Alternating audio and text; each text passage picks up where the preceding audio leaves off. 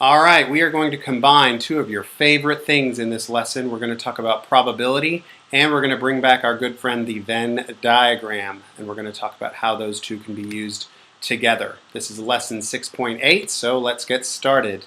I'm going to give you an example. Here's a group of 30 dots that have been grouped.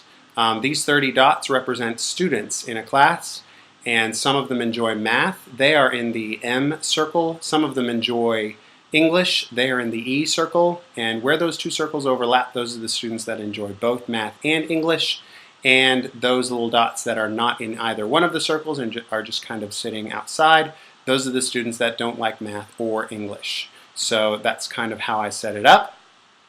And so as you can see, there's 8 students that enjoy only math. There are 11 students that enjoy only English. There are 6 students that enjoy both. And there are 5 students that enjoy neither of those. Okay?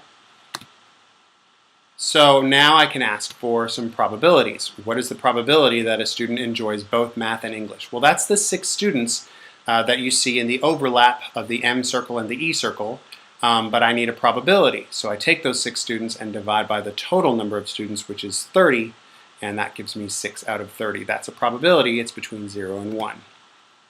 What about the ones that enjoy English but not math? Well, that's the 11 students that are in that E circle but are not in the overlap of the M circle and the E circle, so that's 11 out of 30.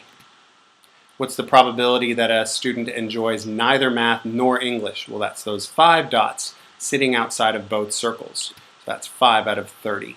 Okay, so you kind of see how probability works. It's not that much different.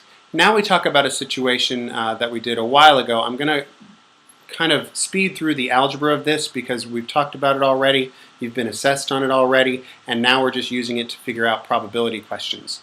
So now I have another class of 30 students. 19 of them enjoy math, 17 of them enjoy English, and 14 of them enjoy both.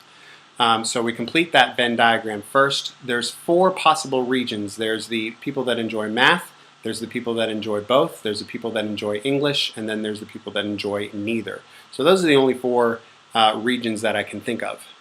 So I only have 4 variables to solve for. Those 4 variables have to add up to 30 because that's the class size.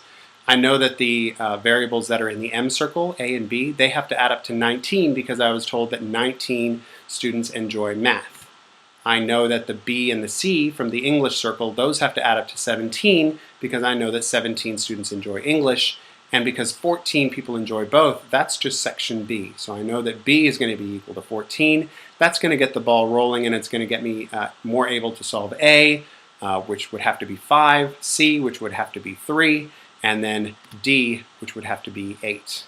So those are my solutions. As you can see, they add up to 30. All of the other requirements are met, so I'm ready to talk about some probabilities. All right, so there's the letters replaced with numbers, so now I can find some probabilities. What's the probability that a student enjoys at least one of these 2 subjects?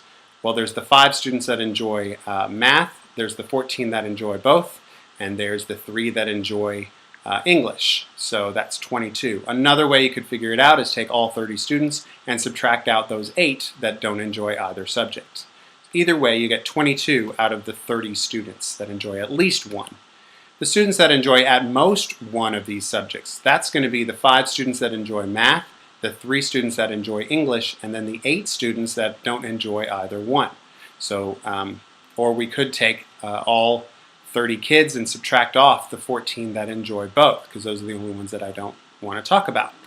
So either way, that leaves me with 16 out of 30. Okay, and what is the probability that a student doesn't enjoy math? Well, that's anything that's not inside that M circle. So that's the 8 that don't enjoy either one, and that's the 3 that only enjoy English. Add those together and you get 11 out of 30. So that's how we can figure out some probabilities using Venn diagrams if they're organized. If you have questions, please let me know, and I will see you tomorrow.